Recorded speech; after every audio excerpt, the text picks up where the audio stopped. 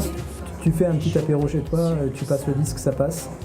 Dans la voiture. Même un gros apéro d'ailleurs. Même un gros apéro, ouais. Tu peux te l'écouter tout seul si tu travailles chez toi et que tu as du taf, tu te l'écoutes au calme, c'est bien aussi. Je pense qu'il y a beaucoup de possibilités pour l'écoute de l'album. Puisqu'il est assez riche et hybride, du coup, c'est difficile de se dire tiens, on l'écoute que d'une seule façon. Vu qu'en plus, il y a effectivement ce côté fond et forme, etc., tu peux te prendre les paroles vraiment sérieusement ou moins sérieusement. Tu peux l'écouter en soirée, tu peux l'écouter aussi le matin au calme chez toi. Bien sûr. Je pense que, ouais, il faut. C'est ça. Moi, je conseillerais d'écouter. Je sais pas. Moi, j'adore écouter de la musique. Je sais pas, posé sur mon lit avec un casque, ou alors avec un système son. C'est vachement agréable aussi, quoi. Moi, je conseillerais d'acheter le meilleur système son qui existe sur Terre, de se faire fabriquer une pièce sur mesure extraordinaire pour l'écoute, s'acheter un super canapé et se mettre dedans et écouter le disque. Les dauphins échoués sur le sable au bord de la plage se suicident tour à tour, n'arrivent plus à retourner vers les vagues.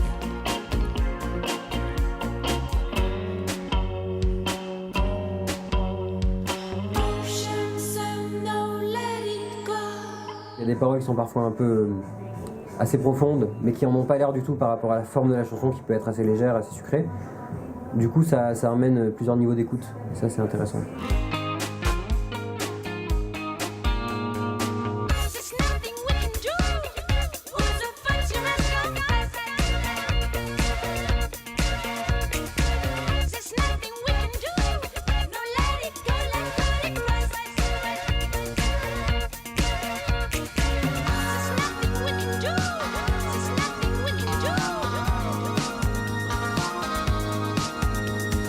Bengal, qu'est-ce que c'est Bengal?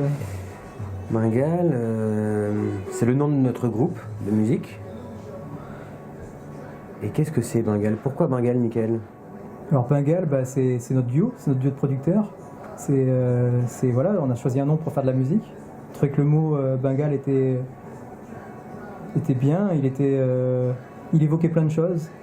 Il évoque les contrastes qu'on peut retrouver dans la région du Bengale. En fait, la nouvelle région du Bengale s'appelle le Bangladesh aujourd'hui. Et du coup, tu trouves des contrastes entre la jungle, entre la capitale Dhaka qui a des gratte-ciel, une nature complètement incroyable, qui est à l'opposé de chez nous. Du coup, c'était intéressant d'avoir un nom évocateur, beau, très difficilement identifiable au niveau de la musique. Ça nous reflète, ça nous correspond bien parce qu'on ne sait pas des fois si on fait de l'électro, on ne sait pas si on fait de la pop, de la chanson française ou parfois du rap. Et du coup, c'était très bien pour nous un nom comme ça.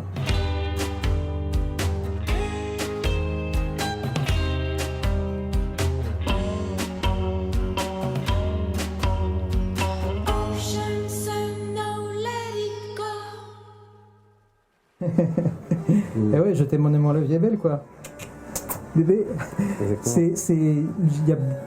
En fait, le fond et la forme, on attache autant d'importance au fond et à la forme, pour la bonne et simple raison que, c'est vraiment hyper important aujourd'hui. Je pense que un artiste, il se doit d'être sérieux du début à la fin, et il se doit d'avoir un propos, il se doit d'avoir un discours, il se doit de présenter quelque chose de nouveau.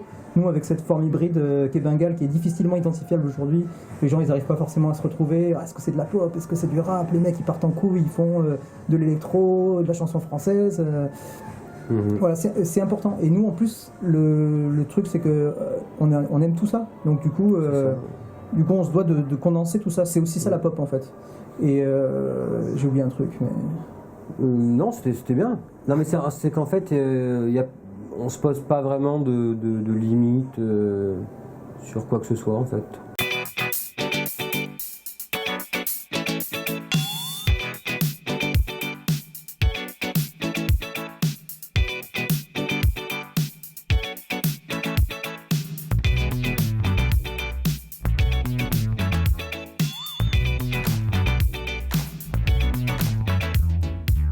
Je t'aime mon amour, la vie est belle comme un fruit de saison. On se définit comme des producteurs parce qu'on travaille essentiellement à deux devant un ordinateur en fait. Et qu'on enregistre tous les instruments à deux et qu'on passe beaucoup temps sur les titres en fait, c'est-à-dire c'est pas comme un groupe de 5 personnes qui répètent et qui enregistrent après quoi. C'est clair que je pense qu'on est un peu geek, parce que je pense que pour faire de la musique comme on fait, il faut geeker.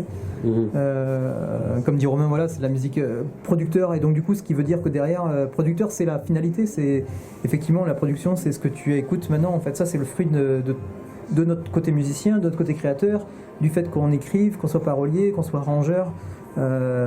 Et c'est vrai qu'on gère de la première note de musique jusqu'à la fin, on gère toute la chaîne de production, et du coup je pense que c'est pour ça que d'ailleurs les gens on les appelle des producteurs.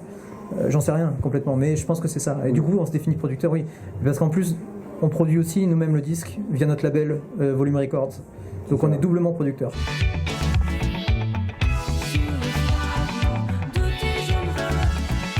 On a retiré la tenue de scène. Moi, La tenue de scène. Je sais pas si je suis mieux. On est bien avec nos seins, tu sais, on se sent bien. Hein. Et toi, tu préfères quoi?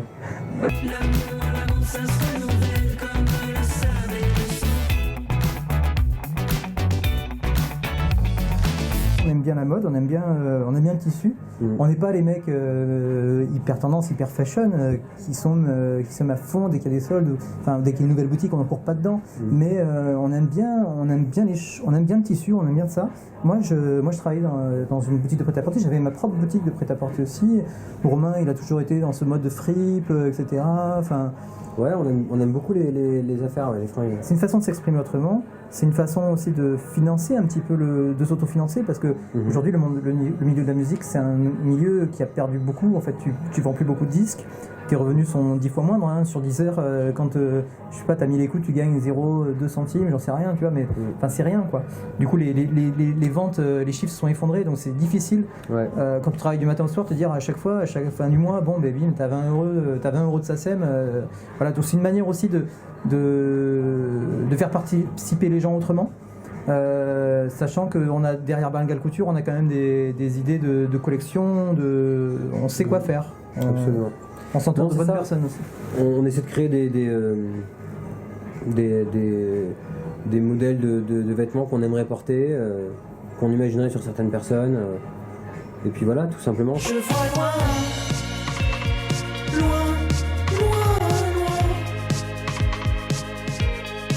Je vois loin,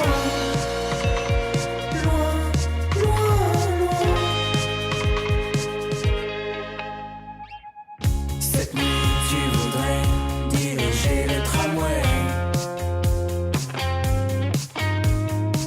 Avec Mika, on s'est rencontrés, je crois, vers 2010-2011, dans un bar. En fait, un bar qui s'appelle El Chicho. C'est un bar de centre-ville vers Saint-Michel. Un bar que je vous conseille vraiment. Et voilà, on s'est rencontrés là-bas, quoi, en buvant un coup. Ouais, on a bu des coups, on a sympathisé, on s'est vu, on s'est revu, on a trippé. D'un coup, on s'est dit, allez, viens, on fait un peu de musique. Et puis c'est comme ça que c'est parti. Ensuite, on a fait des morceaux qui étaient pas trop mal. Ouais, on a trippé, on s'est dit, putain, c'est cool et tout. Bah vas-y, on fait vraiment un groupe, quoi. On enchaîne, quoi. Ouais. Du coup, Bengal derrière. Premier set à peu près jouable, hop, on a fait un concert, et puis 2. Au Chicho, toujours au Chicho. Puis après, voilà, on est suivi la sortie de notre première EP, Dernier Tramway, qui était super bien accueilli par la presse nationale, qui nous a fait, qui nous a lancé. On est rentré sur des radios, sur des belles radios en France. On a eu de super papiers dans les magazines. Et voilà, de là est parti vraiment le groupe. Donc Dernier Tramway, maison de disques. On n'a même pas envie de les citer tellement que ça nous a saoulés, quoi. En plus, on n'a pas le droit de les citer. Ouais, en plus, on n'a pas le droit de les citer normalement, mais on voudrait pas paraître agressif, rancunier, donc on va pas en parler d'eux. Donc signé chez eux, on a hésité un petit moment avant de le faire, hein, on les a rencontrés plein de fois, on a fait plein de réunions de travail, de réflexion, de voir comment on allait orienter le truc.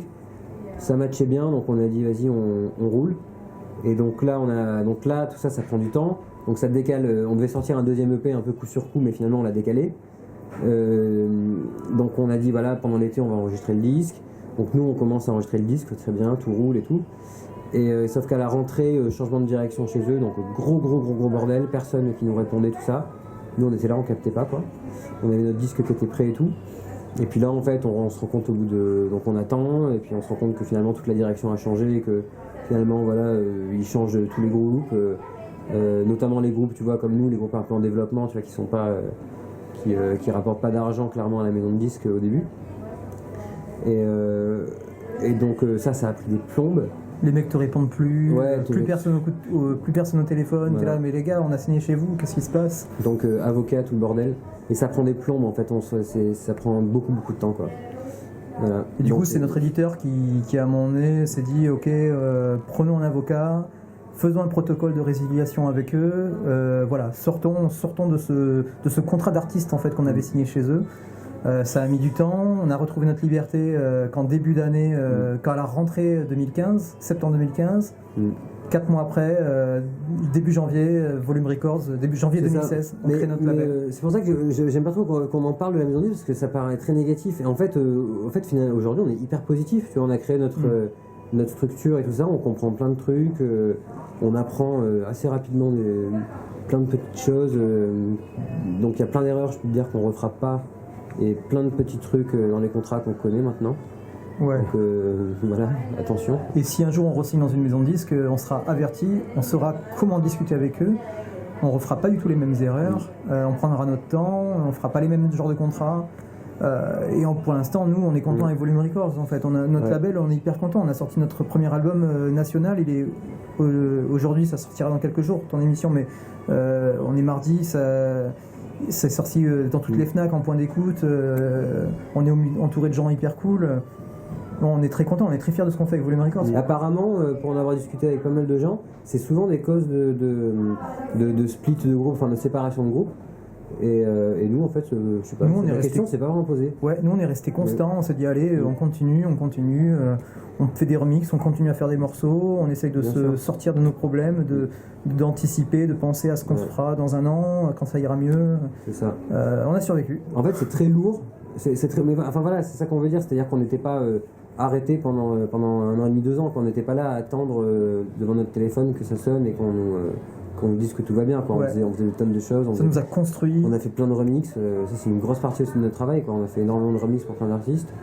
On a composé des chansons. Et puis en plus, l'autre point positif qui est hyper important, c'est que ça nous a fait prendre vachement de recul sur notre disque.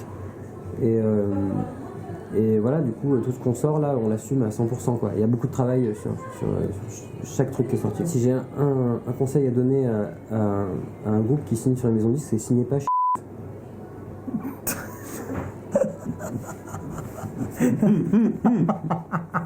Ouais, c'est vrai, franchement. Moi j'ai d'autres conseils de maison de disques à leur donner. Celle-là, moi je suis. Franchement, je conseillerais pas non plus, hein. Je suis pareil. Je suis Je sais pas si complètement. on le met, ça. Je passerai à travers les grandes affiches, les affiches publicitaires.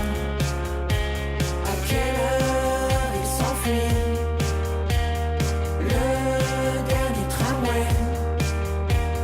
Je prendrai bien le métropolitain. L'avenir de Bengal, c'est de faire vivre cet album Je t'aime mon amour, les vies est belle le plus possible, le plus longtemps possible. C'est la petite branche qu'on a prise sur Bengal Couture aussi en parallèle, c'est aussi la vie de Bengal indirectement. Et c'est surtout l'idéal, je pense comme pour plein de groupes, c'est d'avoir une discographie. C'est de se dire, tiens, c'est notre 3e album, notre 4e, ça serait vraiment ultime. C'est de plus en plus dur de sortir des discographies. Donc les gens sont pas forcément attentifs, les gens sont volages dans la musique, donc ils écoutent un truc et puis après ils vont écouter autre chose. Je pense qu'aujourd'hui c'est un grand défi de tenir son public. Et on aime bien l'idée de vu que c'est notre label, on fait ce qu'on veut et on a envie d'enchaîner en fait. Parce que dans la musique, il y a beaucoup de lourdeur administrative dont on parlait tout à l'heure, dont on a été victime. Et donc ce truc-là, on voudrait enchaîner les sorties, parce que c'est toujours, je comprends pas pourquoi tout est long tout le temps, c'est très fatigant. Et puis voilà, donc on va sortir plein de disques, on va essayer d'en sortir plein. Quoi. Puis voilà, du coup, Volume Records, on est les tenanciers du truc. Exactement. Peut-être qu'un jour on sortira des projets de Romain en solo, le mien, celui de potes à nous autour de nous. Si un jour il y a des groupes qui ont des coups de cœur, si on a les moyens, peut-être qu'on se mettra aussi à produire des disques comme des maisons de disques un peu plus importantes. Ça, on ne peut rien savoir pour l'instant. C'est la surprise.